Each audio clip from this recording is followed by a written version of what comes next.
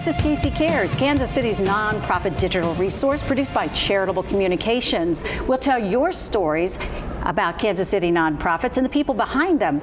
Casey Cares is proudly sponsored by the Ewing Marion Kauffman Foundation, and we are so excited to start our monthly broadcast from down here at the Kansas City Public Library, the Plaza Branch, with April Roy, who is the director. We're so happy to have you guys here recording this great podcast in our space. There's no better place to talk about caring communities than the public library. Well, this came together. We had worked on another project, and Bobby and I had said, we need to get out and about. So you were first on the list to say, let's go ask April if this is a possibility, because the library is so robust. You know, it's no longer just books on a shelf. So let's talk a little bit about all the things the library has to offer. Sure. One of the things that we always love to talk about in our field of librarianship is how libraries have changed.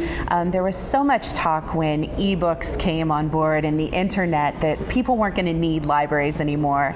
And libraries did really have to change to continue to be relevant in our communities. So what we've done is we've become really responsive to the needs in our community, and we've adjusted our service from just being a quiet place where you get books to being a robust center of the community. So what we do in our neighborhoods is we try to figure out what the needs are in that neighborhood. Do they need health and wellness services?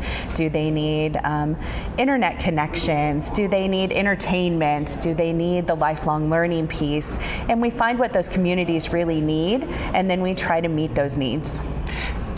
How do you go about that as a process? That's huge.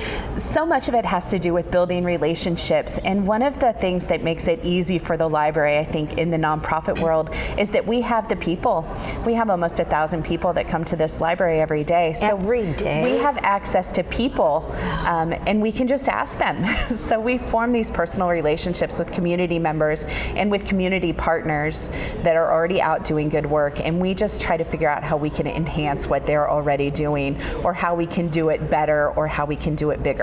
So give us an example of some of the things that are going on at the library in your neighborhood here on the plaza. Sure. That people can take advantage of. Sure. So one of the things that we realized as a need in Kansas City is a need for dementia-friendly programming. So we got together some really phenomenal partners, the Creativity Connection and the Alzheimer's Association Heartland chapter and the KU Alzheimer's program. And we all got together and we started talking about how we could meet this need in our community and serve folks that are experiencing dementia and their caregivers. And we have started the Dementia-Friendly Kansas City movement out of the Plaza Library. We do 2 monthly programs. We do a Movies and Memories program, which is a movie viewing experience for people experiencing dementia. And we have what we call the Memory Cafe, which each month is just a fun opportunity for caregivers and the folks that they're taking care of to come to the library and learn about some of these great community organizations. We've had the Nelson Atkins Art Museum here to do programs for our seniors. We've had just all kinds of community organizations, the Symphony, and they have actually been learning at the same time with our goal of really destigmatizing dementia in our community. I would imagine that's huge, and that's probably the last place somebody would think they could walk into. It was always, you know, when you walk in the door, it's shh, don't talk, and this is a busy place. There's sound going on. Well, as you can tell, we're here doing this podcast right here in the middle of the library. In an old-fashioned library, that probably wouldn't happen, but we're really not a quiet place anymore. We really have evolved and become a place for people to gather and meet and network and work together, which is so important to community service. Now, you've had some exciting things happen in the last month or so with the passage of the levy. Yes, that was so huge, and I just want to say thank you to Kansas City. Thank you, City, for supporting your public library. We're moving into planning and plotting what we're going to do with some of the extra revenue that levy increase will generate. We're going to see increases in library hours. We're going to see increases in library services and programs. We already are doing a lot, but there's always so much more you can do. So we are really excited. In addition, some of the changes, if you come visit us here at the Plaza Library, you'll know that it's our summer reading program, which is one of our busiest times of the year. There's lots of kids around. There's still time to sign up if you want to earn some cool prizes reading books this summer for all ages, babies through senior citizens. We've got prizes for everyone. We also just got a new automated material handling system, which is a big name for an automatic book sorter that checks in people's books. That's got to be huge for you and your staff. It has changed our entire workflow, but also made us more accurate and made us quicker in getting those materials checked back in and back on the shelves. So those things are really excited. But the biggest thing, you guys might, we have a giant poster behind us. You can't see if you're just listening, but no more late fines. That is a huge, huge deal. We're one of the first libraries in the metro to go fine free. So now if you check out materials and for some reason you can't make it to the library right on that due date, you can keep your dime. We're good. It also increases equity. It makes it so that everyone can use the library and people don't have to worry about being a couple days late. Is there any concern with that, though, that some things may not reappear if there's no punishment, in the game? So if you keep your materials too long, we're going to charge you for the cost of the material, but we'll take that charge away when you bring those materials back. So there is still some penalty if you keep your materials for a really long time. We also have systems in place to manage our collection in a very smart, statistic-driven way. So if we have a book that 14 people want to check out and it's on hold and people just aren't bringing their copies back, we'll order some more copies. So we have a close eye on all of those things. Do you have to live in Kansas City, Missouri to check out books here, or anything you've got everything on your shelves? Yeah, we serve our entire metro area. So if you live in Missouri and Kansas, we'll be happy to give you a library card. Even if you're an out-of-towner, come on into the library. We'll get you a library card for the time that you're going to be here. We love to serve everyone that's visiting and living in our entire community. Well, I like to think so. I know. You let us come in here. It's a friendly place. Let's say somebody has never been to the Plaza Library. They walk in the door, they say, "Hi, tell me about this place." How would you go about that? What do you tell them? So there's so much to say about the library. I could go on and on.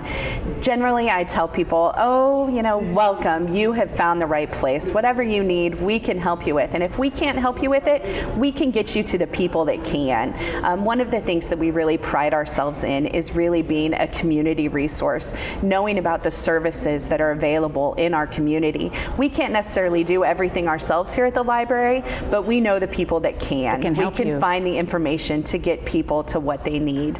That's really what the library has done since libraries began, and we'll continue to do that informational service, and making community connections is really important to us. So libraries started as books. How many books are here? Do you have any idea? Do you stay up every night and count the books? I sure don't. Our collection has changed. The nature of our collection has changed. We still have lots and lots of physical books here at the Plaza Library, no worries. But we also have a wealth of digital resources, and our digital resource statistics continue to climb and even double from what we were doing last year. So we have the free audiobooks, we have the free ebooks, we have free streaming movie and TV services. We have all of those things that so many people are paying for that you can get for free with your library card. And paid for by your tax dollars. Paid for by your property tax dollars. It doesn't cost you to be a member of the library. That's exactly right. Even if your book is late now. Yeah, that's exactly right. Anymore. We say free and open to everyone. That's really what we do. All of our programming here, free and open to everyone. Checking out books, free and open to everyone. Checking out media items, free and open to everyone. Plus, you were telling me earlier that you have people who can help you figure things out. We were talking about how to read a QR code, which we'll talk about a little later when we're with the Kansas City Art Institute, but somebody here can show me and tell me how to do that? So in addition to our incredibly knowledgeable staff here at the Plaza Library, who's happy to help with all kinds of technology issues, we do have a team of volunteers that we call our tech coaches, and these volunteers have office hours, regular hours here at the library. If you want to look that up, you can always go to kclibrary.org to find all that information. you can make an appointment or drop in when they have their open hours. Our tech coaches are amazing people that are working in technology fields all over our community that just want to give something back. So they come, they'll clean your computer, they'll do services I like that. To make your speeds faster. They'll help you use your new devices. They'll teach you how to use your Kindle. All of those things. They're really hands-on, and that is an amazing service that we offer here. You've got some programming just in the next couple of months that's just so interesting. You've got an event on July 23rd, Deep River. Tell us about that and maybe build on that. So we're always doing so many programs here at the library, and we have a lot of different people in the library working to do different programs. We have the large lecture series that our public affairs department comes and they'll do in our space. We have homegrown children's programs going on all the time with our story times and with our STEAM Saturdays, and we do fun events every Friday night for families. So every Friday night at the library there's something fun going on, in addition to regular book clubs, the dementia-friendly services that I mentioned before. So you'll just find we have also a whole lineup of teen programming, teen volunteer opportunities, and leadership development opportunities for teens here at the library. So we have something going on almost all the time for all ages. You know, who would think that the library is the place that you would go for those? You've been with the system for a little while. Almost 15 years. And you were 10 when you started. Exactly.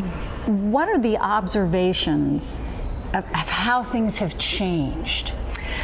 I think in the 15 years that I've been working in public libraries, one of the biggest changes that I've noticed is that responsiveness to the community that I was mentioning before.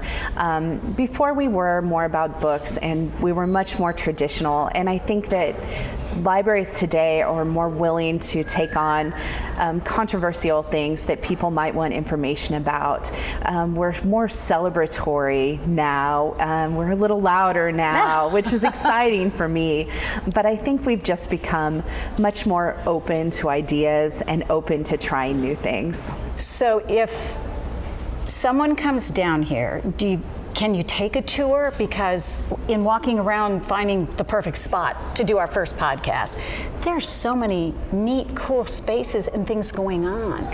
Sure, we always love to show people around our library. We love to tell them about what's going on. And again, we love to talk about how libraries have changed, how we don't fit into a stereotype of the, bun-wearing librarian anymore. Marion the librarian. We're just not that way. So we just encourage people, if you haven't been to the library for a while, take a look, see what we have going on, and come in and visit us to just see how amazing our Kansas City Public Library facilities are, and all of the great things that we have going on.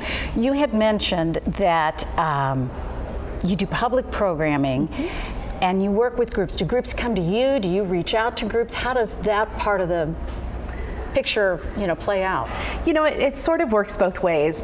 I often get approached by organizations. We're really lucky in Kansas City to have a great reputation for our libraries. People want to come and be in our space. So I often get phone calls from organizations asking how we can partner and do things together, because a lot of our nonprofit organizations especially are trying to reach the people. And like I mentioned before, we have access to the people. So we love to partner to spread the word about the great things going on in Kansas City. But we'll also reach out to organizations. If we notice a community need, we'll try to find someone to meet that need. And you mentioned too, volunteers. Can people come and volunteer? And what do they get to do? Sure. We utilize some really great volunteers here at the library who help us with all kinds of projects. There's a lot of maintenance that goes into housing all of these books here at the library, and to making sure people's books that they have on hold get in the right place so they can find them. So we have volunteers that do everything from helping to prepare storytime materials and cleaning the toys that we use for our baby story time, to shelving books and shelf reading to make sure the books are in the right place. So we have a just wide variety of things that we can utilize volunteers for. What's the best way for them to connect and say, hey, I want to help? Sure, just go to our website, kclibrary.org. We have a whole section for volunteers and a great little volunteer application that you can fill out. If you're not connected, just come on in and talk to us. How do you choose what goes on the shelf? I've always wondered that. Is there somebody in the back reading stacks and stacks of books and say, yes, no, maybe? So we have, I have to say, one of the best collection management departments of any library that I know of, and they are so on top of things. Our collection is really demand driven. We try to get the things that our patrons want to read, the things that our patrons request, but we also have just stacks of trade journals, review sources. We know what's coming out, and we actually get those things ordered pretty far before they actually even come out. So when they do come out, they're here on our shelves for everyone to use. They use a lot of statistics. They request a lot of things that people are putting on hold. They're just really, really on the ball, and we have an amazing collection here at the Kansas City Public Library. So if somebody comes in and says, I want to read that next great novel by someone, leave it. Put it down. Somebody will see that request, right? Absolutely. And we have a whole section on our website that's a patron request for purchase. So if there's something that we don't have that you want to read, you can always request it for purchase. And we also participate in interlibrary loans. So we're connected to libraries all across the country to try to get the materials that people need. That's terrific. Yeah, absolutely. Well, we're so excited to begin this partnership. It was great to kick it off with you. And in the coming months, when we come down, we'll share some of the latest news, things going on. So we're so grateful for the partnership. Thank you, April. You're so welcome. Thank you for being here in our great space and for bringing this wonderful podcast to our community. We'll be back after this.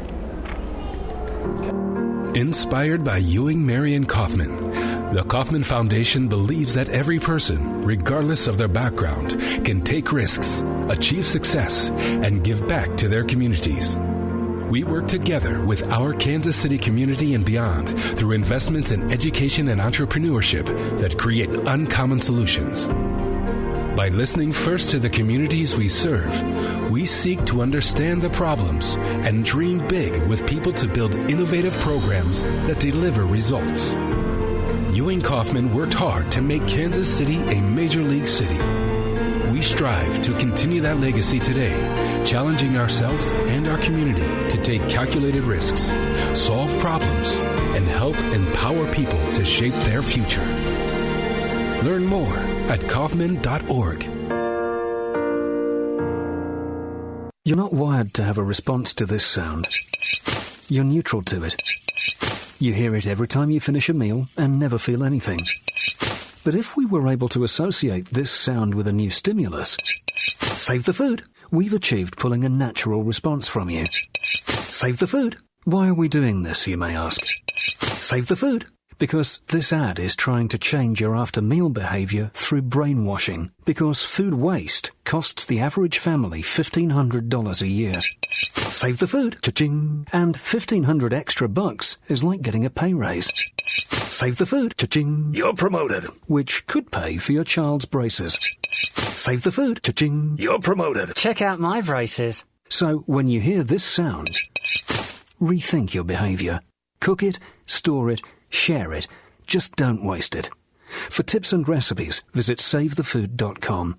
Brought to you by NRDC and the Ad Council. Inspired by Ewing, Marion Kaufman, the Kaufman Foundation believes that every person, regardless of their background, can take risks, achieve success, and give back to their communities. We work together with our Kansas City community and beyond through investments in education and entrepreneurship that create uncommon solutions. By listening first to the communities we serve, we seek to understand the problems and dream big with people to build innovative programs that deliver results. Learn more at Kaufman.org. Pop quiz, and no texting your friends or asking that hottie over there. Ready? You can get it and not know it. It often has no signs or symptoms. You don't have to do it to get it. Get it? I'm talking about HPV, the human papillomavirus. It infects an estimated 80% of American women in their lifetime. For most, HPV clears on its own. But for others who don't clear certain types, cervical cancer can develop. Learn the facts. Talk to your doctor. A public service of the Gynecologic Cancer Foundation with support from Merck. I'm Howie Mandel. Did you know attention deficit hyperactivity disorder in adults is a real and treatable medical disorder? I know because I am one of the estimated 10 million adults in the U.S. who have ADHD. The symptoms of ADHD, inattention, hyperactivity, and impulsivity make it difficult to pay attention and focus, be organized, complete tasks, and maintain relationships. I've been diagnosed with ADHD. In my life, I've often misplaced things and have found it difficult to sit down and read a script for work or even have a conversation. You know, the kind when you're actually listening without interrupting. It's never too late for adults to seek help for ADHD and find the right treatment plan. Get information at adultadhdisreal.com and take an ADHD self-screener. Talk to your doctor. The right treatment plan can help control your symptoms so you can stay focused and organized, get things done at home and work, and help improve relationships. Visit adultadhdisreal.com to learn more about adult ADHD. Don't let ADHD prevent you from achieving your goals. I haven't.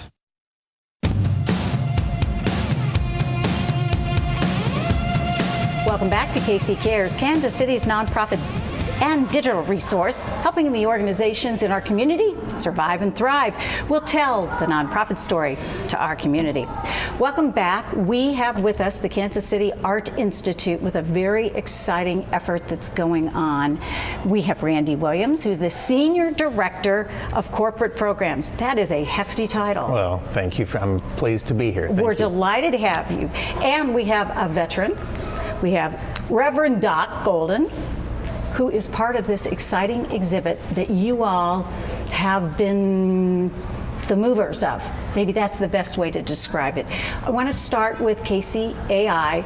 For folks, let's just refresh their memory. Kansas City Art Institute, what's it all about? Kansas City Art Institute is a 4-year degree program, private college of art and design located right here in Kansas City. We have approximately 650 students that are pursuing one of 14 different degrees that we offer in the arts and the design industries. And that's from painting to... It's from painting and sculpture on the fine arts side to what I refer to as more the applied arts and graphic design, illustration, animation, and everything in between. And starting next year, we're going to be offering a degree in product design as well. So. Oh, how cool. Now, would that mean people will get to use those three-dimensional... We're already using them. How exciting. 3D printers, laser cutters, digital looms for our fiber students. It's a very exciting place to be. We'll have to come down and capture some video of that. That would be really exciting to watch. We'd love something to have you come out and be three-dimensional from somebody's idea in their mind. You're working on a really cool exhibit that's been in Kansas City for like a minute, but it's coming back, and that is this new Veterans Reflection Exhibition. Correct. Did I get the name right? You got it correct. Oh, good. Tell us what that is, and then we're going to get to Doc. It's actually part of a bigger program known as Sponsored Studio, where we work with the business community and civic organizations to take on creative projects in the classroom. So it gives our students to learn how to work with a client, to have an opportunity to take on a real-life project and develop it as a team in the classroom. So we have done a number of these projects around the city. Some of the more recent ones includes a 14-foot by 40-foot mural that was installed at the Kansas City Zoo in their new Stingray Touch Tank exhibit. Wow. When the streetcar opened in Kansas City a few years ago, we were asked to create the grand opening poster that was used for the streetcar. Many people, I'm sure, saw that around town. And then we're currently working on a project with the Kansas City Royals, which most people think it would be something in the stadium, but it's not. It has to do with their development program of training future professional baseball players in the Dominican Republic, where they are scouting and bringing young talent into their camp in the Dominican at the age of 16. And they educate them, they train them, and so on. The students and the athletes live on campus for 9 months out of the year down there. My goodness. And so as part of the education program, they ask us to create some animated short programs to help those young athletes learn about skills that they will need when they transition to the United States. So will this be a video or It's short video animation programs. And you're in process with that right now? Yes. When's it going to be done? Well, it's an ongoing program it'll go over several years, most likely, because we'll do a few each year and keep developing a repository of these skill sets that will be taught to the athletes in the camp. We would love to share them. We can talk about that Oh, later. we'll talk to our friends But at the today we wanna Royals. talk But about- now we're going to talk about this Veterans Project. Bring Doc into this. Okay. Tell us a little bit about how this came about and what it's ended up being. Certainly. Our friends at Humana here in town called us and said they were working on this special project that they were doing with local veterans to help with some health issues, primarily those dealing with issues around loneliness and isolation and PTSD and so on. And they said they wanted to come up with an exhibit that would bring some of these issues to light, that they could share with the business community or the community in general, and not only here in Kansas City, but around the country. So they asked us to interview 14 veterans, and we have a class known as the Micro Agency, which is in our illustration program. The 14 students in that class interviewed veterans, recorded their stories, and then painted their portraits. So the portraits, which are part of this exhibit, also include a QR code on the easel that you can scan with a phone and listen to the recorded interview with the veteran where they tell their own story in their own words. It's frankly a very moving and exceptional exhibit. And Doc, you're one of the 14. Wow. Well, thank you for your service, first of all. You were worth it. Oh, thank you. You were worth Thank it. you. And this is what I tell people today. You were worth it. I ended up on Skid Row while I was on active duty. I had a difficult marriage that ended in divorce, and I had 2 kids. I came home from Vietnam, and we were bankrupt. And we lived on Skid Row, and I was dealing with a real heavy alcohol problem. I recovered in 1973, and in the last 45 years, for a long time, I didn't want anybody to know I was in the military. It wasn't until about 15 years ago that I was able to begin dealing with and starting to fight with the government. Half my service record was missing, all the good parts. The fire of 73 in St. Louis, I said, they told some guy that had got out of the military in 1995 the same thing, that his record was burnt in 73. He wasn't even there in 73. But long story short, I came to a place in my life where it was important for me to tell my story. And it began in 2010 when we had the wall that heals in Blue Springs, where I live. In fact, we're neighbors. And there's the connection. Well, actually, we didn't even meet until I came. I knew him when I walked into the Art Institute. I knew that I had seen this man somewhere before, but I meet so many people. But when we had the wall that heals in 2010, there were a lot of memorabilia left over, maps, pins, medallions, and things for people who had been in the Vietnam War. And I began sending some of those to people I knew who had lost their loved one, and it started a Heroes at Home program, which is part of my work with Vietnam Veterans of America, Chapter 317. I'm their chaplain. And I was actually involved in another photo project it's called Hope 22 Kansas City. You may have heard of it. 22 veterans a day committing suicide. And they took 22 of us and did photo portraits, and they did a bio sketch at the bottom, a written one, and that's actually riding around the country right now. And from that, we were in the VFW convention for a week. The 22 portraits were hanging there, and 6 of us were selected for this project, probably because we knew people. But I've told my veterans many times when I speak at our post, at our chapter, that if we don't tell our story, nobody's going to know. Right, it'll be lost. 2% of us put on a uniform and went to war. The other 98% have no idea what we did or why we did it. Some of us weren't sure why we did it, but we did what we were told to do. We went where we were told to do, and we did what they told us to do. And my enlistment contract doesn't expire.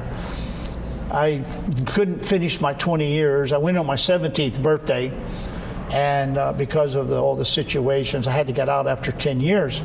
So I have completed a little over 30,000 hours of service in chaplaincy to police, fire, and military in the last 25 years.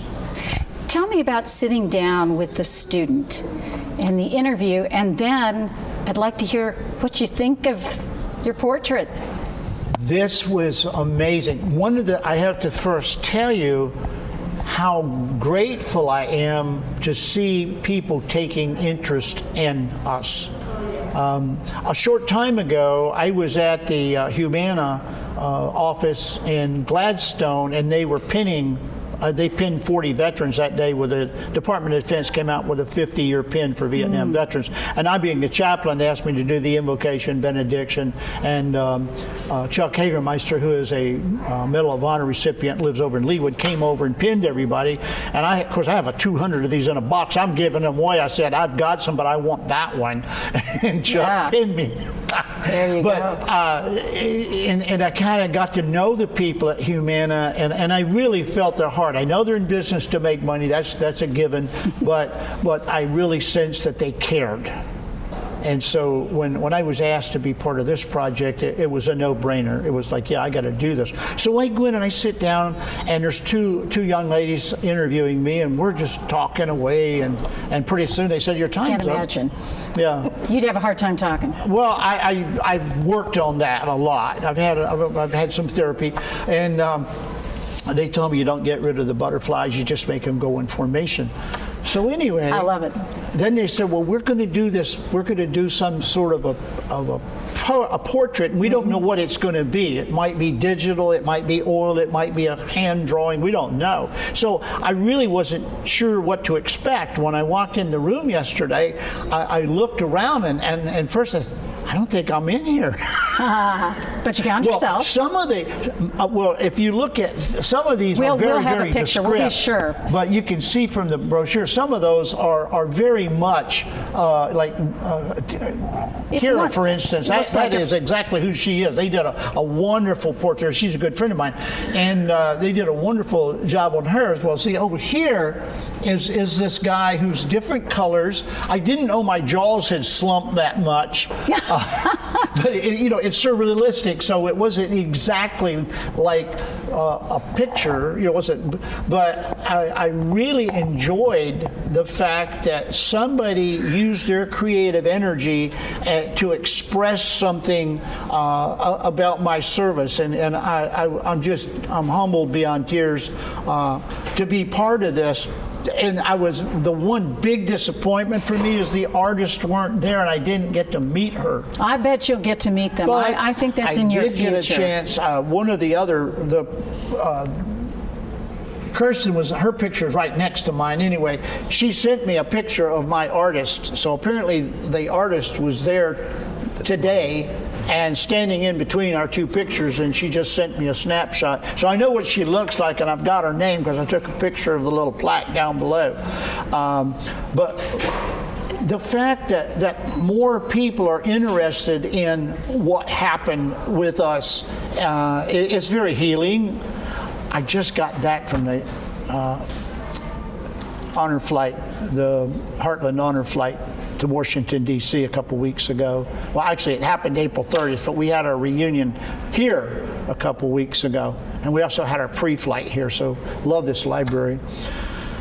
And so I am just celebrating my military career like I've never done it before. In an artistic way. What a wonderful thing for your students, many of whom they certainly weren't born in in the Vietnam era. What, as an artist, as an educator, what is the value of having that kind of relationship? The day that the interviews took place was an amazing experience, even for me, just being in the room, because you had a veteran and a student artist that went into the recording room not knowing each other, and they came out either laughing and hugging or some were in tears because the stories were so meaningful to each other.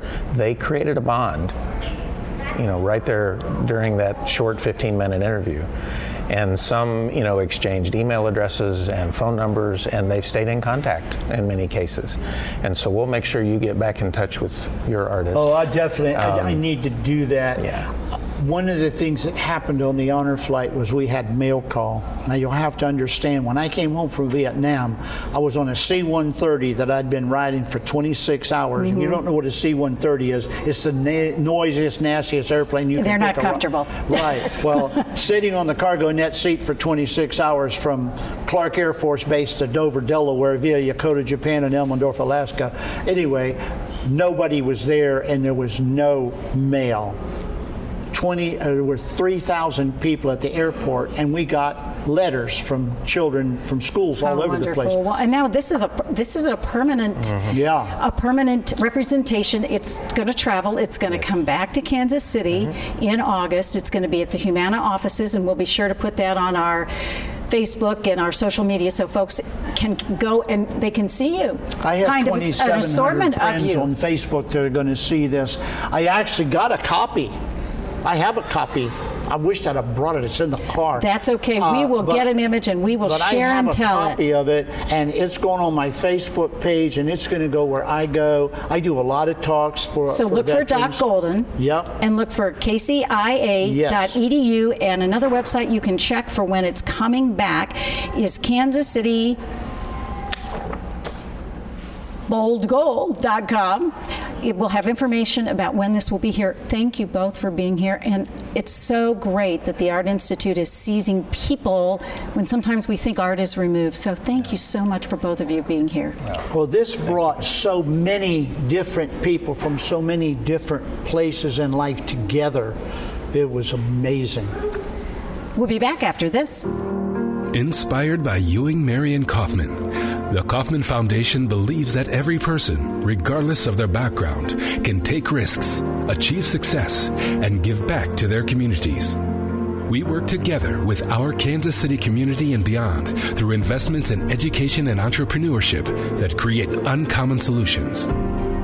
By listening first to the communities we serve, we seek to understand the problems and dream big with people to build innovative programs that deliver results.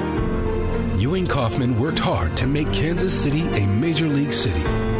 We strive to continue that legacy today, challenging ourselves and our community to take calculated risks, solve problems, and help empower people to shape their future.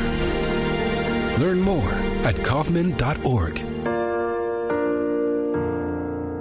Well, Jason, I've got to tell you, you're pretty much everything this company is looking for in an entry-level candidate. Great. Your resume isn't quite what we're used to, but you've got a fantastic work ethic. Thank you. And I'm impressed by how you carry yourself. So, should we talk about the job? What? The job? Oh, sorry. Yeah, I have no way of recruiting or even meeting you. This interview didn't happen. It may sound ridiculous, and that's because it kind of is. There's a huge pool of talent your company is missing out on. Meet the grads of life. Who are they? Talent worth knowing about. Young adults of unique determination and experience. An ideal fit for your company in an entry-level position, internship, or even mentorship. They might not have every qualification you typically look for, but they're exactly who your company needs. Man, we really could have used him. Don't miss out on a resource many innovative companies have already discovered. Go to gradsoflife.org to learn how to find, cultivate, and train this great pool of untapped talent. Brought to you by the Ad Council and gradsoflife.org. I'm Rashida Ali Walsh, author and daughter of Muhammad Ali. My dad knows that people affected by Parkinson's disease can have meaningful and productive lives. Guidelines from the American Academy of Neurology help neurologists make early, accurate diagnoses and optimize proven and effective therapies, track how quickly the disease may progress, and tailor treatment accordingly. Believe me, early diagnosis, proper treatment, and regular contact with a neurologist can help patients improve and maintain a good quality of life. Visit AAN.com. Inspired by Ewing Marion Kaufman, the Kaufman Foundation believes that every person, regardless of their background, can take risks, achieve success, and give back to their communities. We work together with our Kansas City community and beyond through investments in education and entrepreneurship that create uncommon solutions.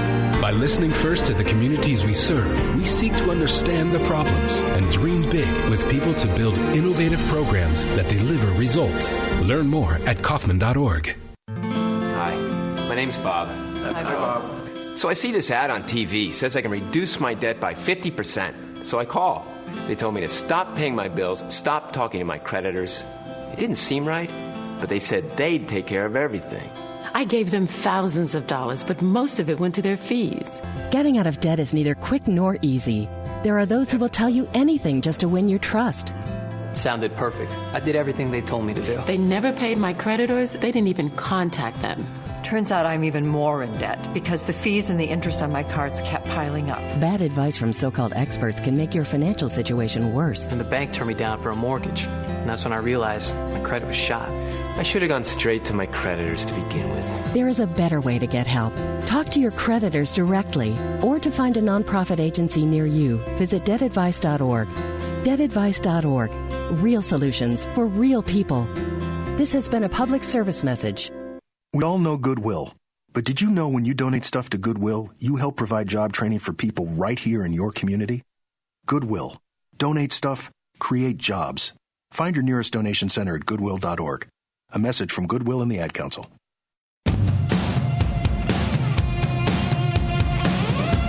Welcome back to KC Cares, Kansas City's window on the nonprofit community and the people they serve. We have the Unicorn Theater in the house, in the library. Yeah, this even is better. really cool. And we very have cool. Cynthia Levin, producing artistic director, and Ian Crawford, associate artistic director. I think the last time we were lucky enough to have you on the show, there wasn't an associate artistic director. No, we're moving up. Well, you're getting help, so maybe you can sleep for 15 minutes. Maybe, we'll see. We'll see. Lofty goals. You're like the craziest, busiest creative lady I know. It just, sometimes you just can't stop. You just got to keep going. Mm-hmm. And I do. And the Unicorn, you have like a big birthday.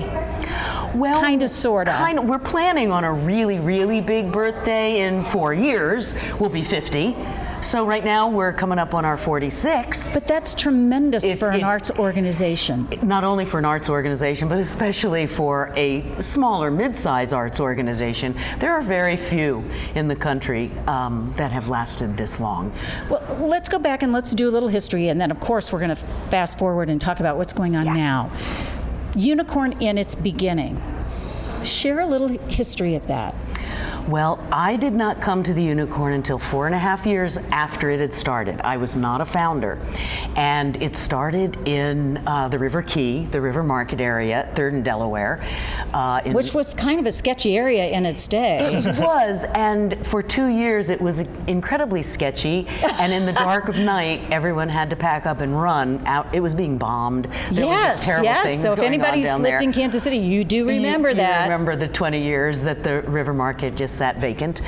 That was an interesting time. But then we were at 45th and Main, and I came to the Unicorn with the move to the Norman School at 35th and Southwest Traffic Way in 1979. So it was, we were there for about 7.5 years, which was incredible, in a small grade school that did not have a theater in it.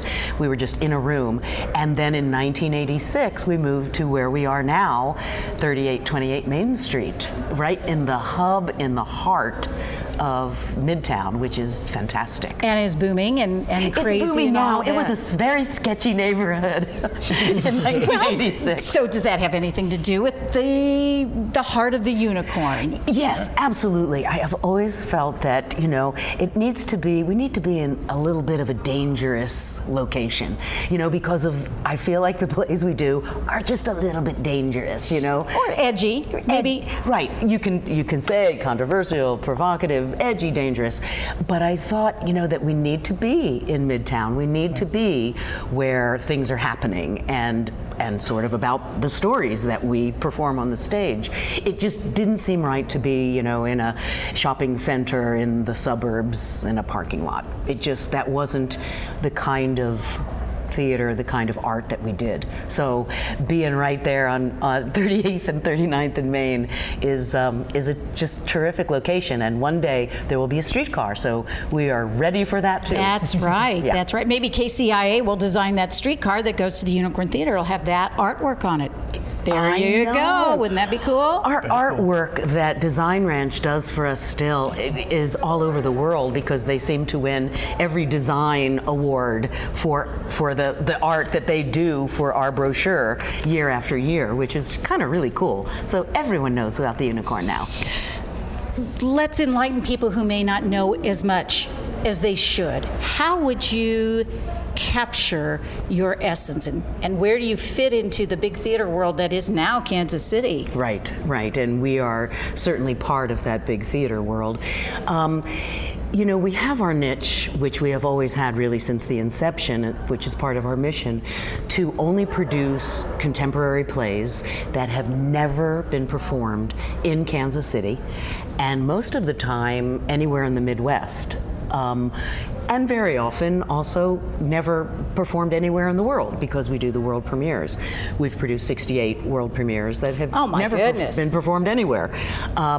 So the idea of trying to either develop work for the New American Stage or perpetuate the life of new plays. Because very often then you'll get like your first production and then nobody else does it, and then it just gets left on a table. So that the idea that new world premieres and new plays need to be done 4 or 5 times, in all fairness, to get the bugs out and to get it be known throughout the rest of the country. And we now belong to an organization which I helped found 20 years ago, the National New Play Network, which is a consortium of theaters, much like the Unicorn, that are committed to the development and the production of new work. And where we started with 9 theaters 20 years ago, we're now 123 theaters strong. Oh, that's incredible. It's incredible. And what a great resource, because, you know, how do you find the playwrights? We're talking about unpublished work, and you know, we now have a website, and we now have all of this, a way to get the information out, and people can read plays and find plays about the sort of topics that the Unicorn is interested in. And I look for plays that are socially relevant, you know, that have something to say, that aren't what I would necessarily call just sheer entertainment for entertainment commercial value. That we go for the story, the importance of telling story of marginalized population or underserved people, and getting that story out so that we can learn a little bit about somebody other than ourselves. So you're the big picture person over everything. Ian, what do you do? How do you help this lady who I think doesn't sleep? She probably doesn't. Yeah, I have the good fortune of getting to help Cynthia make great art at the Unicorn, and so. How does art get made? For the person who has very little, you know, contact with the theater, other than maybe going and being a patron, which is oh so important. Let's talk about the man behind her, the woman behind the curtain. Well, I mean, we spend a really long time with these plays that we choose for each season. It's oftentimes, especially with the world premieres, it can be years that we spend with the playwrights developing those plays and working on them through workshops and readings until we get to present, you know, the full production of those new plays. But even the plays that are in our season that have had productions before, we spend months and a year to months developing them with our design team, with you know, the set designers, the costume designers who bring their, you know, artistic vision to that production, and together we create something that's really detailed and exciting for audiences, and then we get to, you know, layer in the actors and the performers and all that sort of brings the production to life. So it takes a lot of time, a lot of deep thought and care, and that's not to mention all the other stuff that we have to do to make a theater happen. Especially, you know, now that we own our own building, we're one of the only performing arts groups in the city to own our own building. We have to do things like call the plumber and figure out why that sink's not running, or hey, it's raining hard, there's that leak, pesky leak is coming up again. So you know, there's a lot to just make a business happen. Right, a 15,000 square foot building, you know, that's 100 years old is not really an easy thing to ignore. But you know, it's sort of become part of our identity too. So we put a lot of care into what it looks like and what it feels like once you enter that building. But I think going back to the plays, you know, that working only on new plays and contemporary plays, we really need to conceptualize every time. It's not like, well, we're doing this play and everybody knows this play and you know what it looks like. We have to create what it looks and feels like every time. And even if we're not working alongside the playwright on a possible world premiere, we usually have access to the playwright because they're usually on the younger side and they're living, and so we get to ask questions and possibly do rewrites even long after the play is published. A lot of people want to go back and look at their play, and things are changing every day in our society right now. So do you want to update? Do you want to bring this into modern society? I mean, I can't believe we're doing The Doll's House Part 2. And so we all know The Doll's House. This was written 150 years ago. It was, one of the first plays about women's emancipation.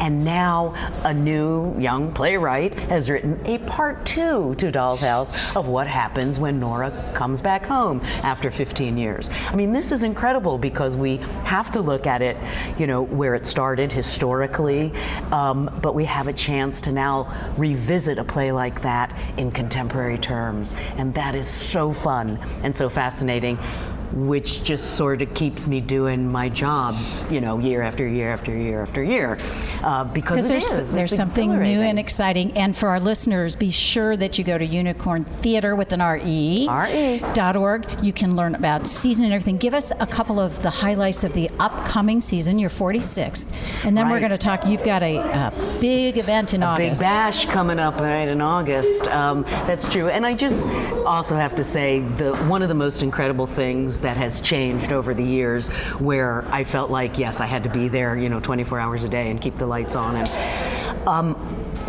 where we are now, where the Unicorn is now, is so different. And I have such a team behind me.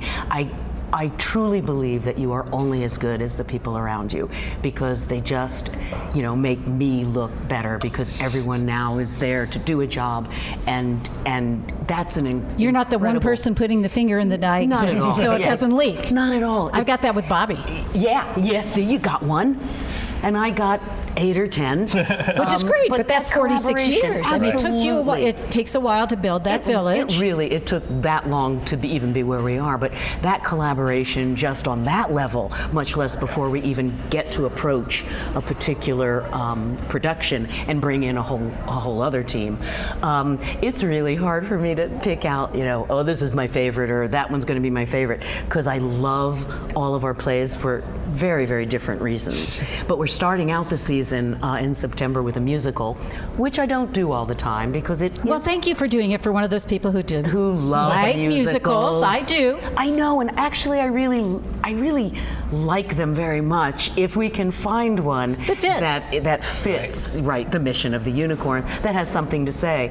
And there's this incredibly new musical. It's called "Who's Your Baghdaddy?" or "How I Started the Iraq War," which is a musical, sometimes farcical musical, on the absurdity of what did start the Iraq War. I mean, how the weapons of mass destruction, it felt like a sort of a gossip chain of, hey, I saw this, and he saw that, and by the time it ends up in the hands of people who have to make a decision, it is no longer the story of what it started out to be. So that's going to be great fun. And then The Doll's House Part 2, which is really cool because Kansas City Actors Theater is doing Doll's House, the original.